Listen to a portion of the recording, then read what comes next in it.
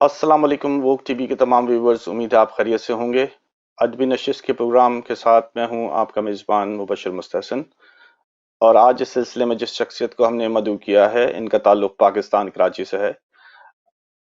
ये सन 1988 से अदबी सरगर्मियों में अपनी खिदमात सरअंजाम दे रहे हैं और कई जरीदों और कई अखबारात के अंदर जो हैं आर्टिकल्स अदबी हवालों से देते रहे हैं।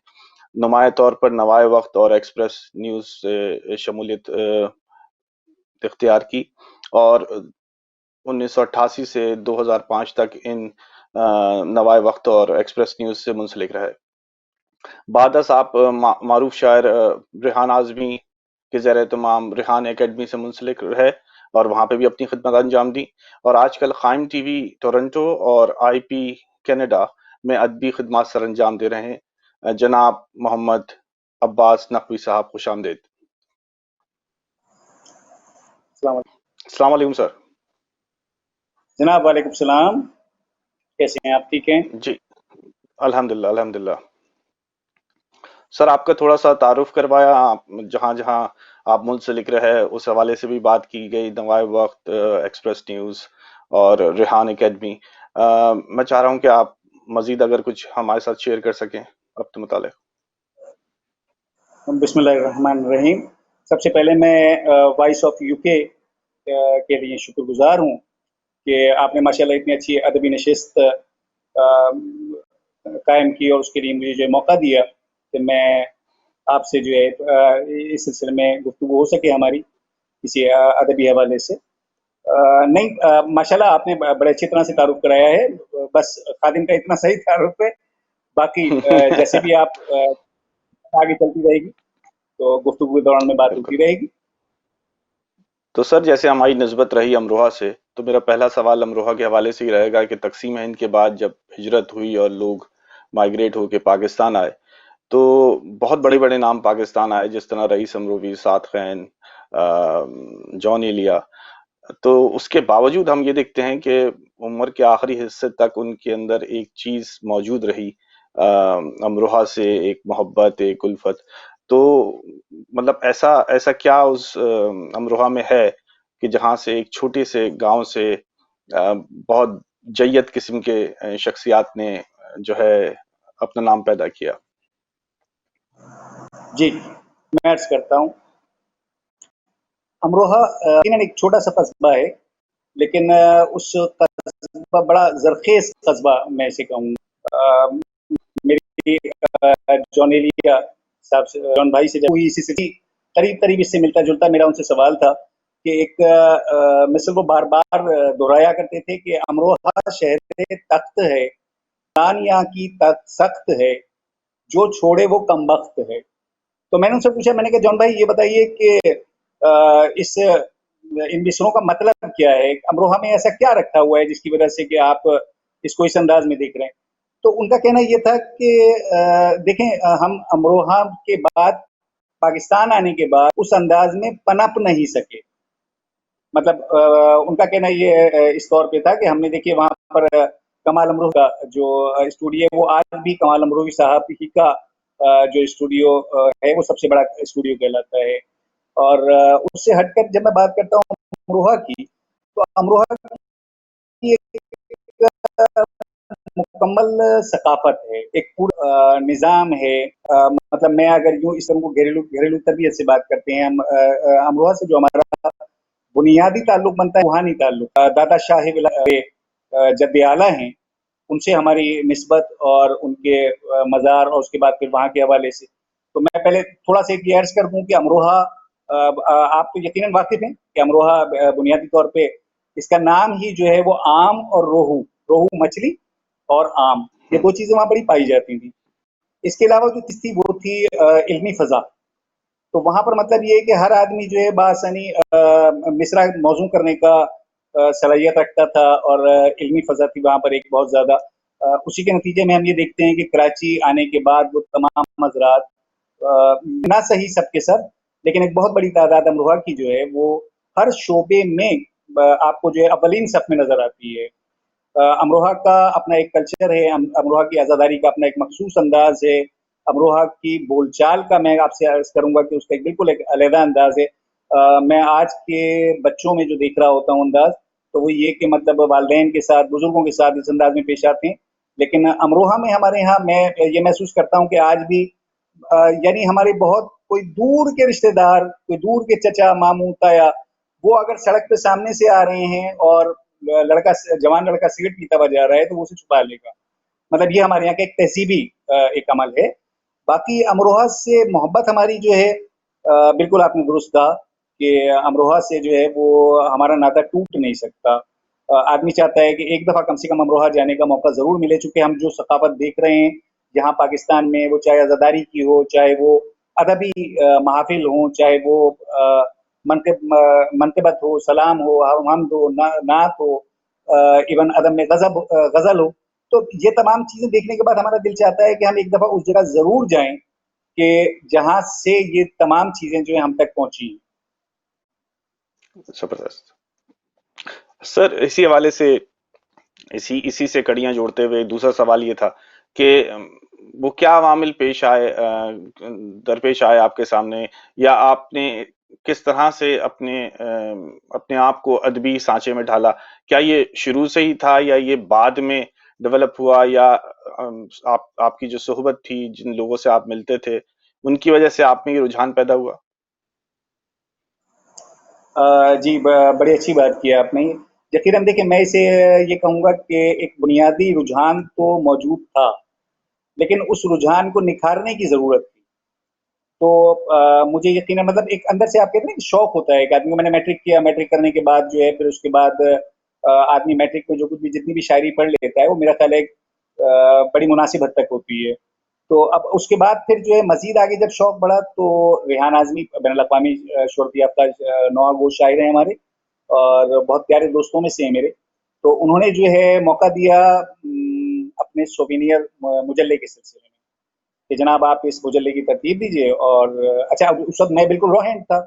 यकीनन मैं एक ख़ाम हालत में था।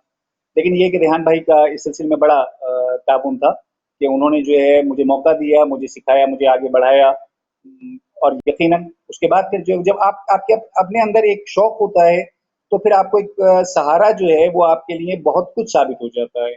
और उसके नताइज जो हैं फिर यकीनन वो इसी सूरत में निकलते हैं कि वो आप, अब ये है कि ज़िंदगी में हमें कोई दूसरा शौक नहीं है, या लिखना है या पढ़ना है, यही 2 काम हैं। और यकीनन इसी में बस इंशाल्लाह ज़िंदगी गुज़र जाएगी। अच्छा, अब्बास साहब, इसी में एक रेलेवेंसी ढूंढने की कोशिश की जा रही है। जिस तरह कहा जाता था कि बहादुर शाह जफर ने वजीफे बांध दिए थे शायरों के, अदीबों के, जो भी मतलब उस वक्त अवेलेबल थे। आज के जदीद दौर के जी, अंदर हम अपने ममालिक में वो पजीराई नहीं देखते,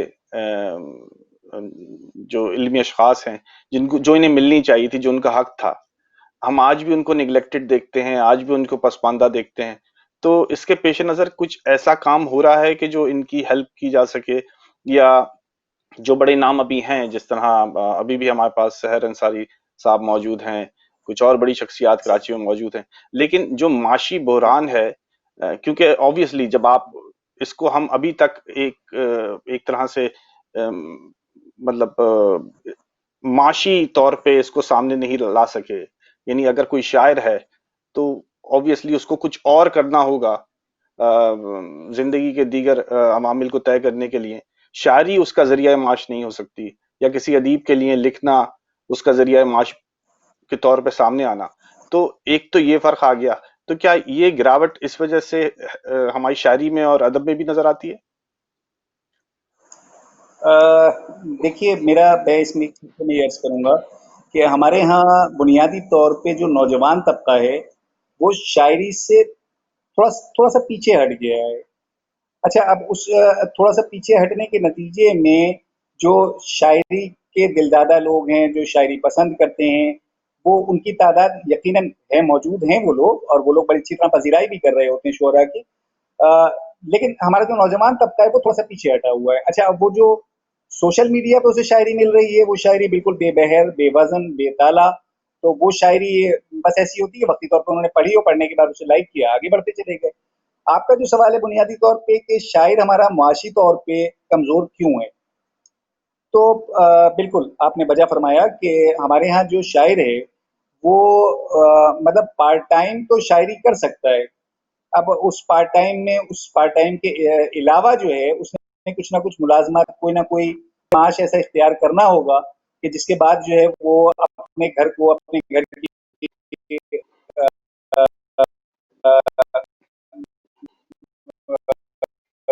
جو ہے اس سلسلے کو چلا سکے. اور شاعری یقیناً شاعری ایک عمل ہے. شاعر معاش کہلاتا ہے. ہم لوگوں بھی وہ اپنی تخلیق لگ جائے اپنی شاعری کی جانب کام کرے تو بہت زیادہ بہتر اس کے نتائج آ سکتے ہیں.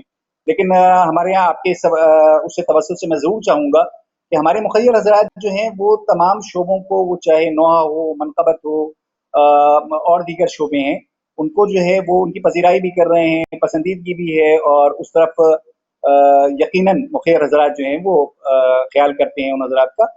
تو اگر شعراء کے لیے بھی اسی قسم کی صلاح ہو کہ شعراء کو تھوڑا سا ایک یعنی فرصت کا وقت دیا جائے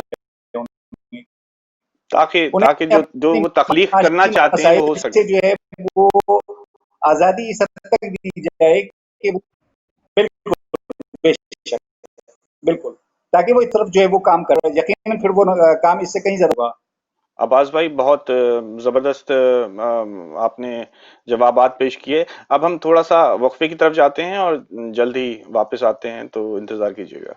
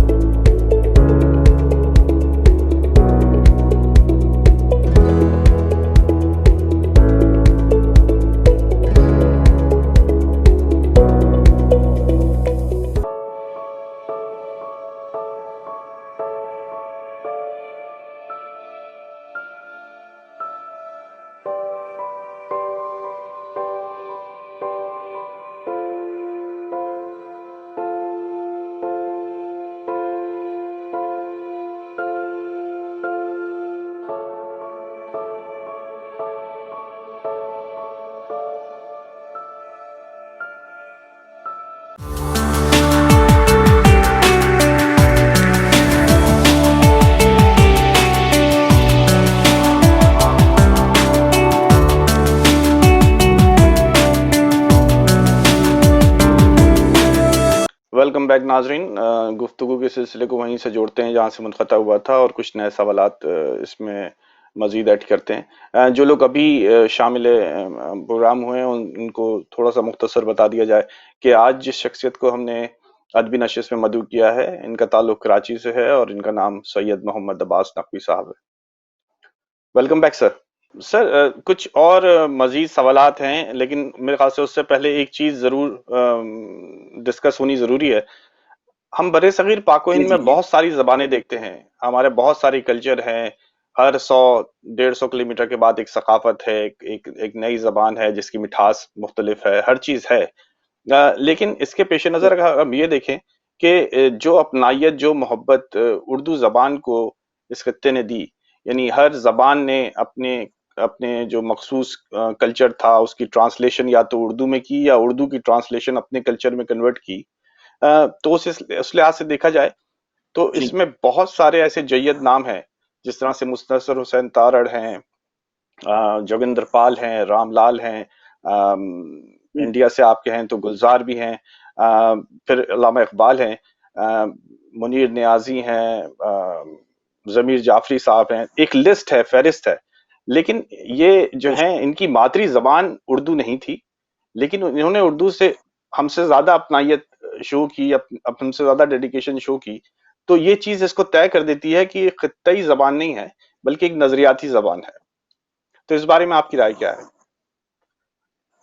جی بالکل. دیکھیں جس طرح سے اردو کو ہم دیکھتے ہیں, اردو ایک آفاقی زبان کی حیثیت سے ہمارے سامنے آتی ہے.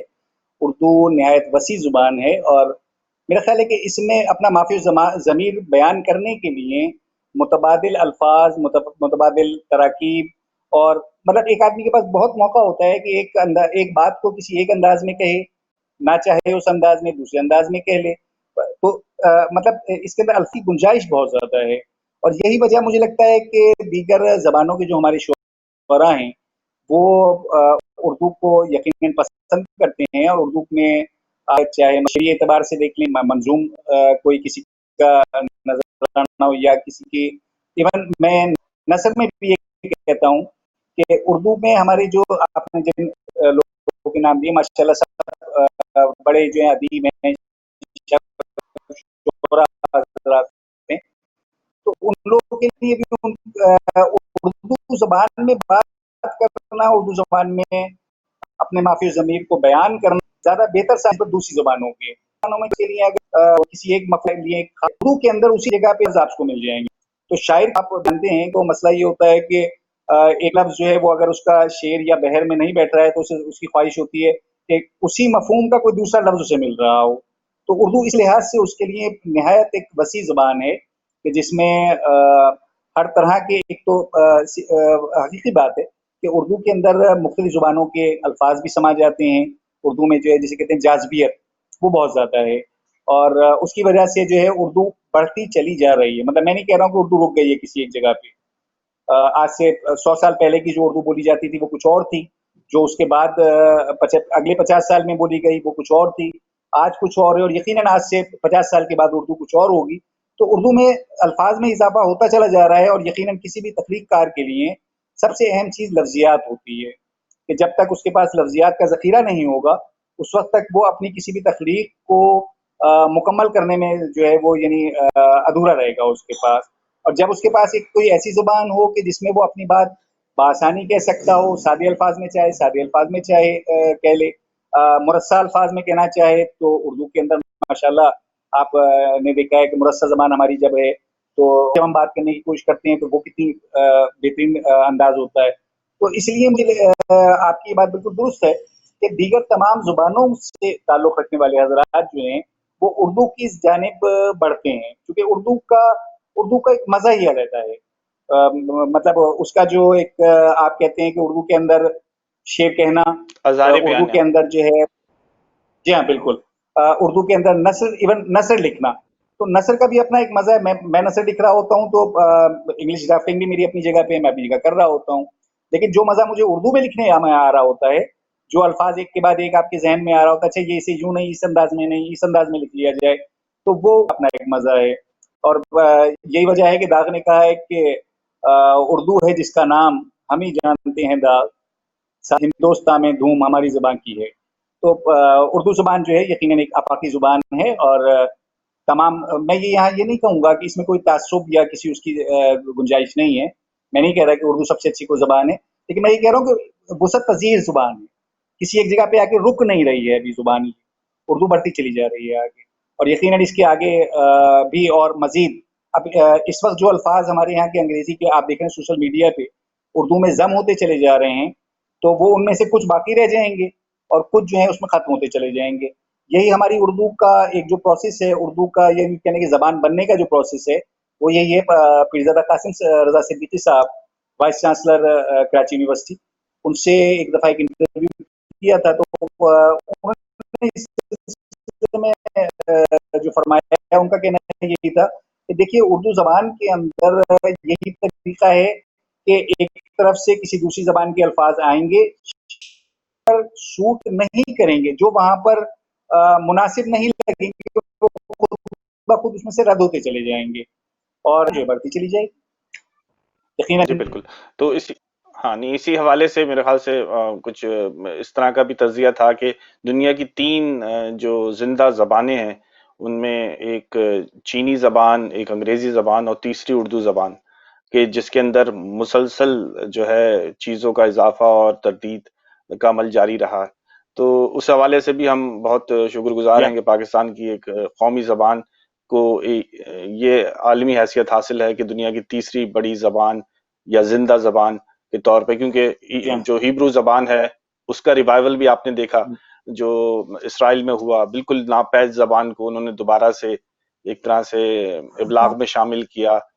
تو اردو کے ساتھ ہمیں ہمیں ہمیں یہ آسانی ہے کہ ہم بہت ساری زبانوں کو ایک ساتھ ملا کے ساتھ چل سکتے ہیں.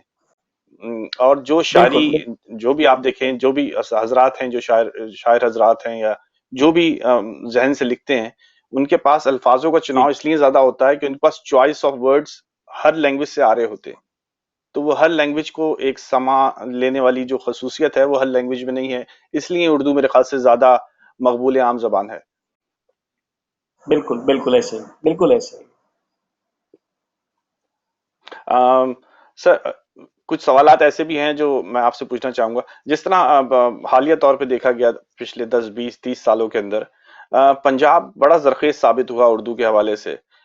وہاں پہ بہت جریدے مطلب نمایاں طور پہ سامنے آئے. اشاعت کے حوالے سے لاہور سبقت لے چکا ہے کراچی میں کتابوں کی اشاعت پہ اور دیگر حوالوں سے. اس سلسلے میں آپ کی رائے کیا ہے؟ یہ خوش آئند عمل ہے یا اس میں اور مزید بہتری کی گنجائش ہے؟ نہیں بالکل، دیکھیے یہ یقیناً ایک نہایت خوش آئند عمل ہے.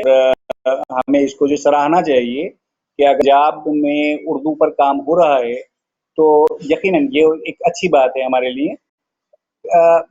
سندھ میں اگر آپ آتے ہیں تو سندھ میں کام ہو رہا ہے لیکن اس تعداد میں نہیں ہو رہا. آپ نے جیسے کہا کہ رسائل اور جرائد جو ہیں، مخصوص چند رسائل اور جرائد جو ہیں کراچی سے نکل رہے ہیں، لیکن زیادہ تر جو ہے وہ باقی ہمارے یہاں جو ہے وہ دوسری جگہوں سے آ رہے ہیں. کراچی میں میرا خیال ہے کوشش خاصے عرصے سے کی جا رہی ہے، لیکن اس کے باوجود بھی یہاں پر رسائل و جرائد کا سلسلہ جو ہے بہت زیادہ نہیں بڑھا پا رہے. ہلال نقوی صاحب ہیں، وہ ایک جریدہ کر رہے ہوتے ہیں. لکھنے والے بنیادی طور پہ جو ہیں وہ ہمارے پاس یہاں پر جو ہے ان کی کمی ہے خاصی حد تک، یا یوں کہہ لیں کہ جو لوگ لکھنا جانتے ہیں وہ فی الحال ابھی جو ہے وہ لکھنے میں انٹرسٹڈ نہیں ہیں. تو اس کی وجہ سے جو ہے جرائد اور جو ہے وہ سب کچھ چل رہا ہوتا ہے اس بنیاد پہ کہ آپ کتنے لوگوں کو انوالو کرتے ہیں کہ وہ آپ کے لیے لکھیں. مطلب آپ نے ایک جریدہ شروع کر دیا، اب اگر اس کے اندر بار بار پرانے مضامین آتے رہیں گے تو بیکار ہیں، اور اگر اس کے اندر آپ ایسے مضامین لیتے ہیں کہ جو ایک نارمل سے عام روزمرہ زندگی سے ہیں تو وہ بھی یقیناً ایک وقت میں جا کے ختم ہو جاتے ہیں. ضرورت اس بات کی ہے کہ تحقیقی اور تنقیدی مضامین جو ہیں اس کے اوپر کام ہو، اور یقیناً بالکل اس کے لیے جو ہے وہ ہمارا جو ہے ہم کہیں گے کہ پنجاب میں جو بہت اچھا ہے، ہم اس کے لیے کہیں گے کہ اگر آپ انڈیا میں دیکھیں تو انڈیا میں جو ہے اس پہ اچھا خاصا ہے کہ وہاں پر بھی مضامین اور اخبارات وغیرہ جو ان کا خاصا اجرا ہے. ہمارے یہاں بھی ایون یہ ہے کہ آن لائن بھی بہت اس ٹائپ کی کچھ سائٹس کو معیاری بہت زیادہ نظر نہیں آتی کہ ہم یہ کہیں گے چلیے اگر آپ پیپر میڈیا سے جو ہے وہ تھک گئے ہیں تو پیپر میڈیا کو چھوڑیے، الیکٹرانک میڈیا پہ آ جائیے، ڈیجیٹل میڈیا پہ آ جائیے، سوشل میڈیا پہ آ جائیے، کسی ایک جگہ کے اوپر آ کے کوئی ایک آن لائن جریدہ ایسے شروع ہو جائیں. تو ابھی اس کے لیے میرا وقت لگے گا، لیکن نا امید نہیں ہوں میں کم سے کم اس طرف سے. بہت زبردست. عباس صاحب، ایک اور شکوہ جو میرے خیال سے آپ اس کی زیادہ وضاحت پیش کر سکیں گے. پاکستان میں دیکھیں جس طرح سے پرائڈ آف پرفارمنس دیا جاتا ہے، نشان امتیاز، نشان ہلال، جو لوگ مطلب ادب سے تعلق رکھتے ہیں، شاعر حضرات ہیں، ایک گلا جو میں نے بہت کامنلی نوٹ کیا کہ جب ہم پرائڈ آف پرفارمنس دیتے ہیں تو اس کے ساتھ کوئی یعنی اس کے ساتھ کوئی مالی مطلب فنڈ نہیں دیا جاتا، صرف ایک تمغہ دیا جاتا ہے. تو کیا یہ پذیرائی آپ کے حساب سے مناسب ہے تمغے کے ساتھ، یا کچھ کبھی انعقاد کیا جائے جب ایک بندے کو آپ ایک پرائڈ دے رہے ہیں تو اس کی کچھ فائنینشیل جو نیڈز ہیں ان کو بھی کور اپ کیا جائے؟ کیا یہ ضرورت محسوس آپ کرتے ہیں، یا اس کے اوپر ضرور کام ہونا چاہیے، حکومت کو سوچنا چاہیے؟ دیکھیے یقیناً جہاں تک آپ نے جیسے کہا کہ پرائڈ آف پرفارمنس یا کوئی بھی ایوارڈ جسے ہم بنیادی طور پہ، تو کسی بھی شخص کے لیے ایوارڈ کی اپنی ذاتی جو حیثیت ہوتی ہے وہ ایک علیحدہ ہے. بالکل ٹھیک ہے، یقیناً مجھے ایک شخص کو جو ہے وہ کوئی ایک ایوارڈ ملتا ہے تو اس نے جا کے اسے سجانا ہے، اس کے لیے بڑی ایک عزت کا مقام ہے، اس کے لیے ایک بڑا خوشی کا بات ہے. لیکن آپ کے اس جو آپ نے سجیشن پیش کیا ہے، جو آپ نے تجویز کی ہے، یقیناً میں اس کی جو تائید کروں گا کہ ہمارے یہاں حکومت کی سطح کے اوپر، حکومتی سطح پر کبھی اور کسی دور میں بھی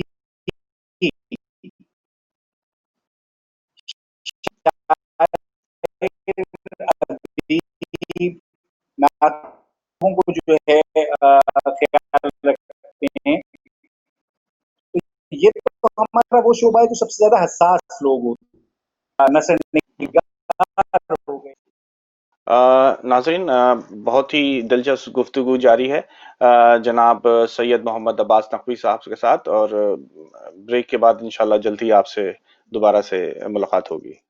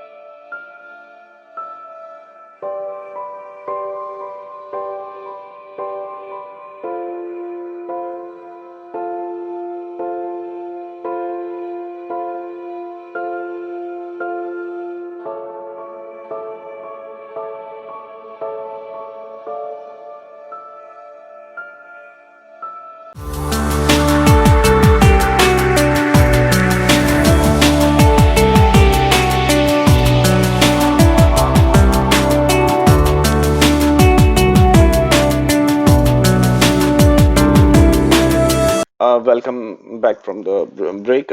नाजरीन, गुफ्तगू का सिलसिला वहीं से शुरू करते हैं जहां से मुनक़ता हुआ था।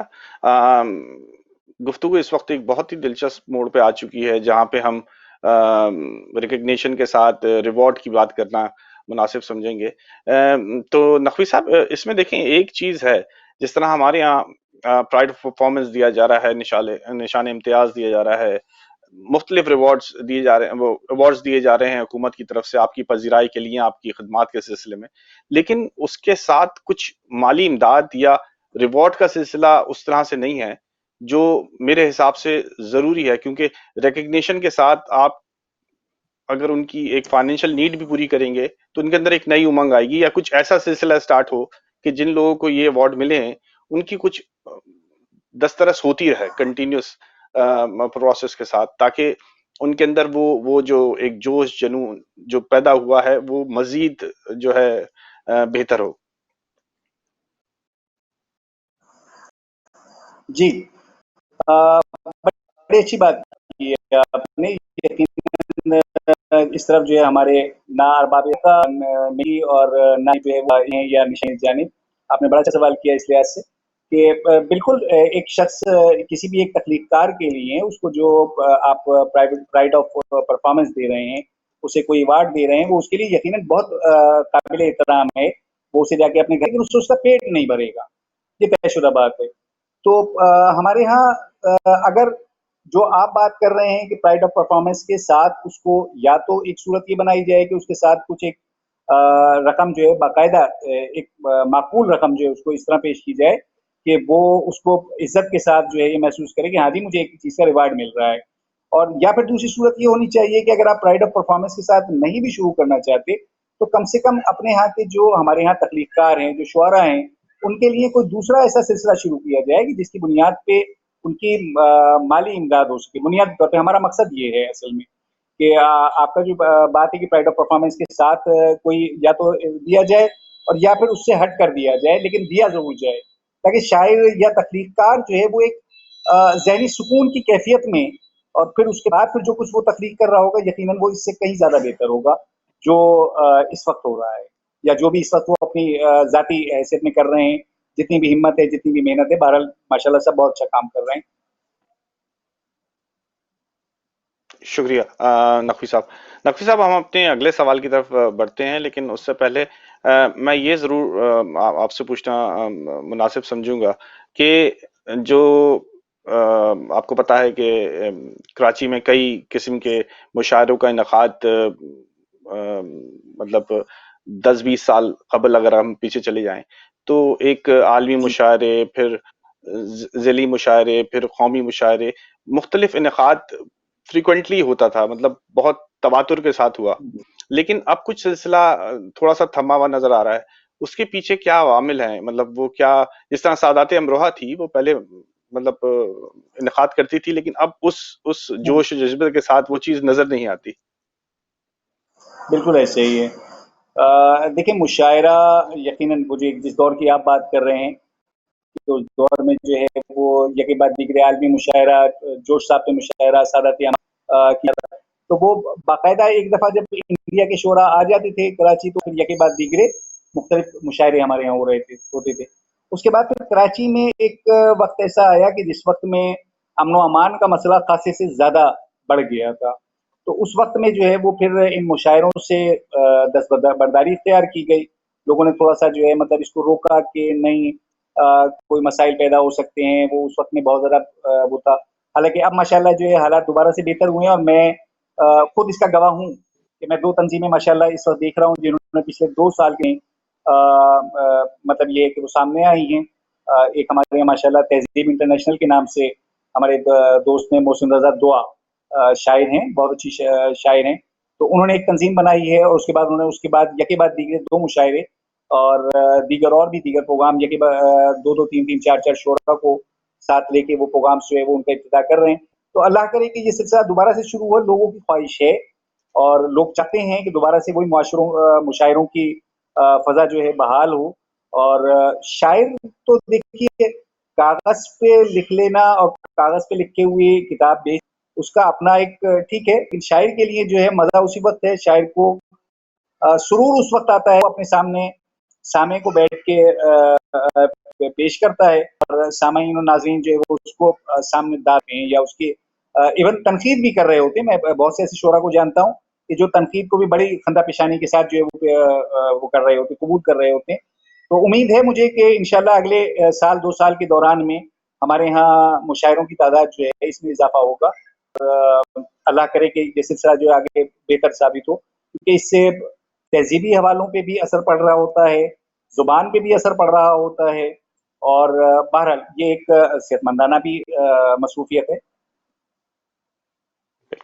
अम, इसी सिलसिले में हम आगे बढ़ते हैं। कुछ और सवालात मेरे जहन में थे, तो उनमें से एक सवाल ये था कि हमने शुरू से ये देखा कि खवातीन की जो शमूलियत है या जो उनकी नुमाइंदगी है, जिस तरह परवीन शाकिर, बड़ा नाम, इसी तरह अभी अभी भी चंद मशहूर खवातीन मौजूद हैं इस सिंफ में, लेकिन उनकी नुमाइंदगी कुछ बहुत नॉमिनल नहीं है। उसके पीछे रुझानात क्या हैं? क्या अभी भी हमारे यहाँ ओल्ड कल्चर है कि खवातीन को ये आज़ादी नहीं है कि वो बाहर जाएं और अपनी राय का इजहार करें, या वो पजीराई नहीं मिलती, या और क्या अवामिल हो सकते हैं जो आप सोचते हैं कि उसके पीछे है?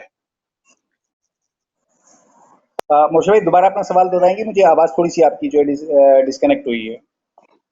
अच्छा जनाब, सर सवाल ये था कि बेसिकली हम ये मालूम करना चाह रहे हैं कि ओवरऑल वर्ल्ड वाइड देखा जाए तो शोरा में, राइटर्स में खवातीन की शमूलियत बहुत नॉमिनल है। बहुत कम तादाद में खवातीन जो हैं इस शोबे से मुंसलिक होती हैं, या कुछ जिस तरह परवीन शाकिर हैं, किशोर नाहिद साहिबा हैं, इस तरह के चंद नाम तो हमारे सामने मौजूद हैं। लेकिन मतलब करीब वक्त के अंदर हमने किसी मतलब खातून को नाम होते हुए या उनकी कुछ तसनीफ आते हुए देखी नहीं है।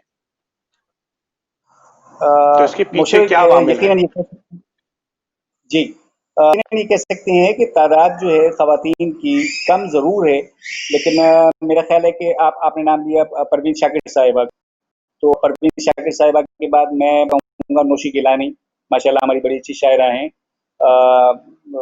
उसके अलावा अगर मैं तो सीमा इसाक साहिबा हैं, बड़ी अच्छी शायरा हैं।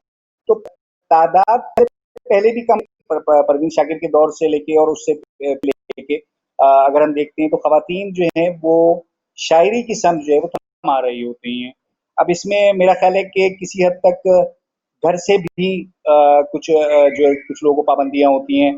हमारे यहाँ एक तबका है कि जिसको कि हम वो कायदा उनके यहाँ एक नजरिया है कि नहीं जी, ये शेर व शायरी जो है ये समत ले जाएगी, ये गलत संत ले जाए। शेर व शायरी को बहुत अच्छा कारनामा, कोई अच्छी चीज नहीं है। उसकी वजह से थोड़ा सा टीम जो है पीछे थी, लेकिन मैं आजकल देख रहा हूँ कि हमारे यहाँ सोशल मीडिया जो शोरा की बहुत बड़ी तादाद आई है, तो उसमें खवातीन और लड़कियां और जो है इनकी भी तादाद एक बहुत बड़ी है। बेशक के उसके अंदर अभी जो है बहुत से लोग नए लिखने वाले हैं, बहुत सी लड़कियां, बहुत सी खवातीन बच्चियां जो हैं वो नया लिख रही हैं, तो यकीनन वक्त के साथ साथ जो है वो जो है उनके शायरी बेहतर होती चली जाएगी, लफ्जियात बेहतर होती चली जाएगी। लेकिन ये कि मैं समझ सकता हूँ कि अगले 2-4 साल के दरमियान में जो हमारा ये परवीन शाकिर वाला जो दौर था ना, तो परवीन शाकिर के जी। दौर में तो ये एक ही खातून थी, और उसके बाद फिर आप देखेंगे 2-4 और, ठीक है, हम गिनती कर लेंगे, लेकिन ये तादाद बढ़ के अच्छी खासी ज्यादा होगी, लेकिन थोड़ा सा टाइम लगेगा, क्योंकि अभी जो शायरात जो हैं हमारे यहाँ शेर कह रही हैं, तो अभी वो उस सतह पे नहीं है कि जहाँ मैं नाम ले रहा हूँ नौशी गिलानी साहिबा जो हैं उनकी शायरी यकीनन बड़ी मुस्तवर, बहुत मैच्योर शायरी कर रही हैं वो, तो उस सतह तक पहुंचने के लिए इनको भी थोड़ा सा लगेगा। ये कि लोग लड़कियां आ रही हैं इस जानिब, और ये बड़ी अच्छी खुशाइंद है कि लड़कियां, खवातीन जो हैं वो शायरी की जानिब जो है वो तवज्जो दे रही हैं और इसे पसंद कर रही हैं। बहुत बहुत शुक्रिया अब्बास भाई। जैसे कि आप भी वाकिफ होंगे, अली खुर्शीद साहब हैं जो सिविलाइजेशन स्कूल को रन कर रहे हैं, तो उन्होंने अपने निसाब में तब्दीलियां कुछ पेश की और की भी, और उसको अमली जामा पहनाया। जिस तरह छठी जमात से जो है वो उर्दू निसाब के अंदर उन्होंने जो है वो अदब को शामिल किया।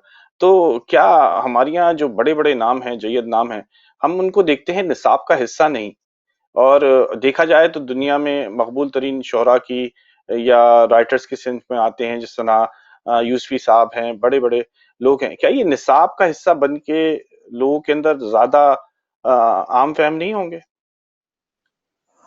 जी, बिल्कुल मोशे भाई, आपकी बात बिल्कुल दुरुस्त है कि हमारे यहाँ यकीनन ये समझ में नहीं आता है कि कोई भी निसाब तय करते वक्त क्या मयार रखा जाता है, आया मतलब पसंदीदगी रखा जाता है, आया कोई और दूसरी सूरतें हैं, क्योंकि यकीनन जो लोग जिन्हें हम पसंद कर रहे थे, आपने यूसुफ साहब का नाम लिया, उसके अलावा अगर मैं बात करें शायरात में, अगर आप आइए फातिमा हसन साहिबा की शायरी और दीगर हमारे जो शुअरा, असतज़ा शुअरा हैं, तो बिल्कुल ये आपकी बात दुरुस्त है कि इसको हम यकीनन ये गलत तरीक़ेकार है, और कोशिश की जानी चाहिए कि हमारे वो शुअरा, हमारे वो नस्ल निगार, उन्हें मौका दिया जाए सिलेबस में कि जिनसे एक तो ये है कि वो मशहूर हैं, उनका नाम है, उन्होंने काम किया है, तो उनकी मेहनत जो है वो रायगा ना जा रही हो। और सिलेबस का हिस्सा बनाने के बाद यकीनन हमारे तालिब इल्म को मालूम होना चाहिए कि मुश्ताक अहमद यूसुफी साहब शेर कहते थे या मज़ाह निगार थे बुनियादी तौर पे। तो जब तक ये चीज़ सिलेबस में शामिल नहीं होगी, और जब तक हम अपने इन कदावर शख्सियात को सिलेबस का हिस्सा नहीं बनाएंगे, उस वक्त तक हमारा नौजवान जो है वो इनसे यकीनन नावाकिफ रहेगा। और ये सिलेबस बनाने वालों की जिम्मेदारी है कि वो अपने वक्त के एतबार से वक्त को देखते हुए और फिर उसके बाद फिर सिलेक्शन करें, और फिर उसके बाद सिलेबस जो है वो तरतीब दें। फिलहाल निसाब का यहाँ हिस्सा कराची हो। में सिलेबस खासी तनकीद जो है वो की जा रही है वैसे। बहुत बहुत खुशाइन बात। अब्बास साहब, जल्द ब्रेक से वापस होते हैं, तो नाजरीन जल्द ही वापस आते हैं। बहुत ही अच्छा डिस्कशन जारी है, उम्मीद है आपको पसंद आ रहा होगा। तो जल्द ही मुलाकात होती है एक ब्रेक के बाद।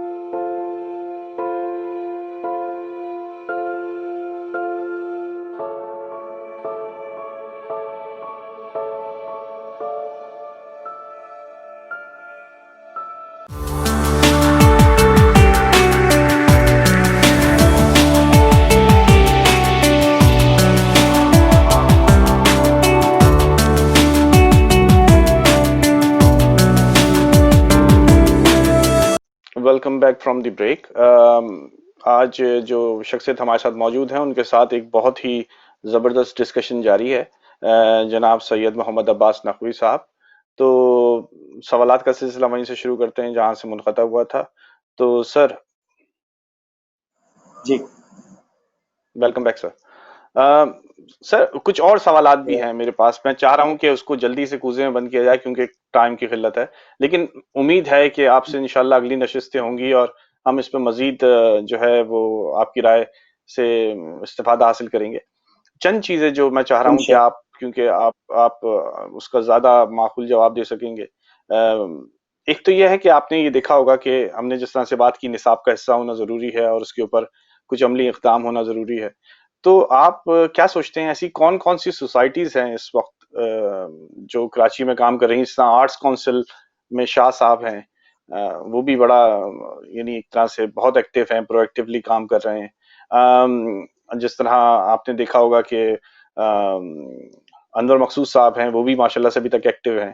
تو ایسی شخصیات کو کیوں نہیں، کیونکہ ہم نے یہ دیکھا ہے کہ جو وزراء ہیں وہ الیکٹڈ ہوتے ہیں، اوبویسلی ان کا ایک حق ہے وزارتوں کو دینے کے لیے، لیکن یہ کچھ وزارتیں ایسی نہیں ہونی چاہیے کہ جس کے اندر جو اشخاص ہیں وہ سلیکٹ کیے جائیں ان کی علمی شعور کے حوالے سے، نہ کہ ان کی جو پارٹی شمولیت ہے اس کے حوالے سے.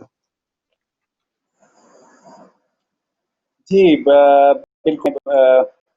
اس لحاظ سے پہلے میں یہ کہوں گا کہ دیکھیے ہمارے یہاں ادب کو سب سے میرا خیال ہے کہ مطلب فالتو شعبہ سمجھ لیا گیا ہے، اور ادبیات کو بھی وہی مقام دیا جا رہا ہے کہ آپ دیکھیے کہ اگر ادب کے حوالے سے، ادب کے فروغ کے لیے، ادب کی بہتری کے لیے ہمارے یہاں جہاں آلریڈی جو ہے وہ ایک بہت لمبی سی ایک لائن منسٹرس کی اور منسٹریز کی موجود ہے، تو اگر علم و ادب کے لیے بھی کوئی ایک انہوں نے جو ایجوکیشن کے لیے خالی ایک شعبہ رکھا ہوا ہے، اگر اسی کے ساتھ ملا کے ادب کو بھی شامل کر لیں تو یقیناً ہو سکتا ہے. اور آپ نے جیسے نام لیا شاہ صاحب کا، ماشاءاللہ بڑی پراثر شخصیتیں، انور مقصود صاحب ہو گئے، طلعت حسین صاحب ہو گئے، یہ وہ شخصیات ہیں کہ جو اگر اس سلسلے میں آواز اٹھائیں اور یقیناً ان کی آواز کو جو ہے وہ ارباب اقتدار بھی سنیں گے اور ان کی بات کے اوپر جو ہے یقیناً عمل بھی ہوگا. یہاں بڑی اچھی شخصیات ہیں اور ادبی شخصیات بھی ہیں شوبز سے متعلق. آپ طلعت حسین صاحب کو دیکھ لیجئے، انور مقصود صاحب کو دیکھ لیجئے، آپ جیسے شاہ صاحب کو کہہ رہے ہیں، ان کو کہہ لیں، اور بھی دیگر ایسی شخصیات ہیں کہ فاطمہ حسن صاحبہ کو میں کہوں گا، سہار انصاری صاحب ماشاءاللہ ان کی جو ہے وہ تعلیمی کے حوالے سے بڑی خدمات ہیں. تو یہ لوگ اگر چاہیں گے تو آئی ہوپ کہ مجھے امید ہے کہ یقیناً جو اس جانب کوئی اچھی پیش بندی کی جا سکتی ہے، لیکن اس کے لیے ان کو آگے بڑھنا پڑے گا. بہت بہت شکریہ. عباس صاحب، یہ دیکھیں ابھی ہم تھوڑا سا اور مختصر کرتے ہیں اپنے سوالات کو. لیکن ایک چاہوں گا کہ آخر میں آپ ضرور اس بارے میں اپنی رائے پیش کریں کہ جو حالیہ حالات ہیں، جو حالیہ دور چل رہا ہے، جس طرح سے ابھی تو سوشل ڈسٹینسنگ بھی ہے اور اسکول بھی نہیں کھلے، تو ہمارے یہاں تو جو تعلیمی بجٹ ہے وہ بجائے بڑھنے کے کم ہوتا چلا جا رہا ہے. حالانکہ ہم یہ امید کر رہے تھے کہ اب ایک نئے دور کا پاکستان کا آغاز ہوگا جس میں ان چیزوں کے اوپر فوکس کیا جائے گا، کام ہوگا. تو آپ کو لگتا ہے کہ ابھی بھی بہت وقت لگے گا پاکستان کو اپنی شرح خواندگی بڑھانے کے لیے، یا یہ 3-4 سال کے عرصے میں ہو سکتا ہے؟ دیکھیے اس وقت کا ابھی جو میں آج کی ڈیٹ میں دیکھ رہا ہوں تو تعلیمی بجٹ ہمارا ہے 30 ارب کا. اب 30 ارب کے بجٹ میں جو صورتحال ہمارے ہاں تعلیمی اور اسکولوں کی ہے وہ یقیناً سدھر نہیں سکتی، وہ بہتر نہیں ہو سکتی، اس سطح پر تک نہیں پہنچ سکتی کہ جہاں اس وقت دنیا ہے. تو دعا کیجئے کہ کوئی ایسی حکومت ہو. ابھی تک یہ 2 سال گزار چکے ہیں اور اگلے 3 سال میں اب ان کو اب نتائج آنے شروع ہو جانے چاہیے. تو نتائج اس وقت آئیں گے کہ جس وقت یہ کچھ ایسے یعنی افعال انجام دیں گے کہ جس کی بنیاد کے اوپر بہتری آئے، جو ابھی تک نظر نہیں آ رہی ہے. تو ہم بھی دعا کرتے ہیں اور کیجیے کہ اللہ ہمیں ایسی جی حکومت بالکل. دے کہ جو تعلیم اور ان چیزوں کو تھوڑی سی زیادہ توجہ دے. تو سر میرے حساب سے اگر آپ کی آواز کو ہم یہ کہیں کہ ہم ارباب اقتدار تک پہنچ سکے تو میرا مشورہ یا آپ کی رائے اس میں مزید شامل کی جائے گی کہ تعلیم کے شعبے کو 18ویں ترمیم سے نکالا جائے اور وفاق کے ہاتھ میں رکھا جائے. کیونکہ ابھی آپ دیکھ رہے ہیں جس طرح سندھ کے اندر اسکولوں کا حال ہے، گدھے بندھے ہوئے ہیں، مطلب غائبانہ طور پہ ٹیچرز اسکول میں موجود ہیں، غائبانہ بچے موجود ہیں، اور اسکول کی حالت ابتر سے ابتر ہے۔ مطلب جن سرکاری اسکولوں کو ہم نے دیکھا تھا 80s میں، ان کا کچھ مقام تھا۔ اب تو میرے خیال سے کوئی ایسا سرکاری اسکول بچا ہی نہیں ہے کہ جس کے اندر حقیقی طور پہ کچھ کلاس یا کچھ تدریس کا عمل جاری ہو۔ تو نمبر آف اسکول تو گورنمنٹ کے ہزاروں نظر آئیں گے آپ کو پورے سندھ میں، لیکن اس کے اندر ایجوکیشن وائز جو آپ کہہ رہے ہیں 30 ارب، اگر اس کا 10% بھی لگ جائے تو تھوڑی بہت سدھار بھی نظر آئے، تو اس کا مطلب یہ ہوا کہ جو تعلیمی بجٹ ہے اس پہ بجائے لگنے کے وہ لوگوں کی جیبوں میں ہی جا رہا ہے اور مسلسل جا رہا ہے۔ تو 18ویں ترمیم سے کیا ہم یہ اختیار صوبائی حکومت سے واپس لیے جانے کے حق میں ہیں آپ، کہ صوبائی حکومت کو ایٹ لیسٹ تعلیمی بجٹ کے اندر انٹرفیرنس نہ ہو اور ایک ہی ادارہ اس کو دیکھے جو وفاق سے ہو، اور اس کی صحیح ڈسٹریبیوشن سے جو ہے اسکول اور جو ہمارے پاس موجود اسٹرکچر ہے ایٹ لیسٹ وہ چل سکے، اگر نیا نہیں ہو سکتا تو؟ جی بالکل آپ نے بجا کہا کہ ہمارا یہ 30 ارب بھی اگر لگ جائے تو یقیناً اس کے نتائج بہت اچھے آ سکتے ہیں، لیکن ابھی تک یہی ہوتا ہے کہ اس 30 ارب کے اندر سے بہت تھوڑا سا حصہ لگتا ہے اور باقی جو ہے ضائع ہو جاتا ہے۔ آپ کی 18ویں ترمیم کے حوالے سے اس سے مدد دی جائے اور وفاق کے ہاتھ میں چلا جائے تاکہ وہ سینٹرلائز وے میں ایک اور طے کر سکے کہ کس جگہ کتنی رقم کی ضرورت ہے یا کس جگہ پہ کس منصوبے کو کتنے فنڈز کی ضرورت ہے، اور اس کے بعد اس میں جو بھی سکتی ہے۔ تو بالکل ہمارا حکومت سے مطالبہ ہے، یقیناً میں اپنی حکومت سے یہ چاہوں گا کہ وہ اس کو جو ہے کسی ہمارے یہاں تعلیم اور صحت یہ دو شعبے ایسے ہیں کہ جن کو توجہ کی ضرورت ہے، اور حکومت جتنا زیادہ جلد اور جتنا زیادہ بہتر طور پہ ان پہ توجہ دے سکتی ہے تو اس کے نتائج یقیناً حکومت نہیں ہے اور پاکستان نہیں حاصل کرنے انشاءاللہ۔ تو اس حوالے سے تو یہی بات جو ہے وہ سامنے آئی کہ اگر تعلیم کسی معاشرے کے اندر عام ہوگی تو اس معاشرے کی ترقی کے جو چانسز ہیں وہ زیادہ ہوں گے۔ تو جس نظریے سے اس وقت ہم پاکستان کو دیکھ رہے ہیں اور جس حساب سے ہم دیکھ رہے ہیں کہ جو ہمارے مدارس کا حال ہے، اس حساب سے تو مجھے قریب قریب کوئی ایسی امید نظر نہیں آتی، نہ امید کی کرن نظر آتی ہے، خصوصاً اگر سندھ کو ہی دیکھا جائے۔ پنجاب میں تو خیر بہت تعلیمی اداروں پہ کام ہو رہا ہے اور بہت اچھی ڈیولپمنٹ ہے، جی جی اور وہاں سے بہت پازیٹیو بالکل وائبس آ رہی ہیں، لیکن وہ ریفلیکشن ہر صوبے میں نظر نہیں آتی۔ تو امید تو یہی کی جا سکتی ہے کہ اگلے انشاءاللہ اگر 5-10 سال کے بعد یہی نظام رہتا ہے یا اس میں تھوڑی بہتری آتی ہے تو تعلیمی اداروں کے اوپر اس کا پازیٹیو اثر نظر آئے۔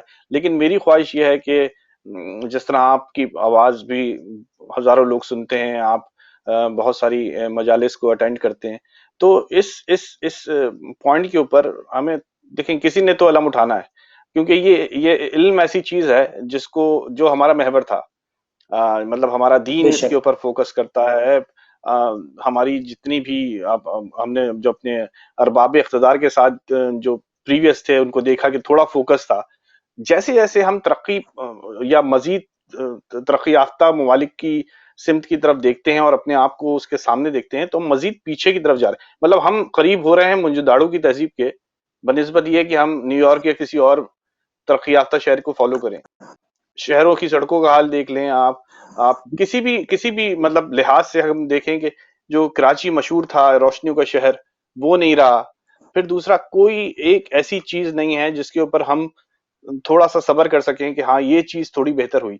تو پچھلے 15-20 سال سے جو ڈیولپمنٹ ہونی چاہیے تھی ملک کے اندر، پنجاب میں تو نظر آئی، لیکن سندھ کے اندر اس کی ریفلیکشن نہیں اور اس کا کوئی اکاؤنٹیبل ہونے کا جی ابھی تک کچھ اثرات بھی نظر نہیں آتے۔ تو ہم اسی سوال کی طرف آتے ہیں کہ جو آپ کہہ رہے ہیں، جو آپ سوچ رہے ہیں کہ اس کے اوپر یہ کام ہونے چاہیے، تو جو حکومت ہے یا جو ادارے ہیں، کیا آپ کو لگتا ہے کہ مستقبل قریب میں آپ اس میں کچھ تبدیلی جو ناگزیر ہے وہ ہوتی بھی آپ کو محسوس ہو رہی ہے؟